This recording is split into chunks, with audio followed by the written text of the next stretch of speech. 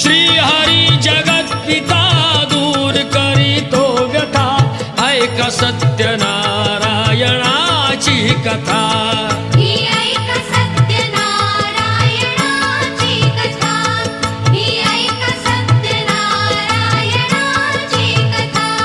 मुकुराजा होता महाथोर तयाची पत्नी होती सुंदर नदी किनारी एकदा त्यांनी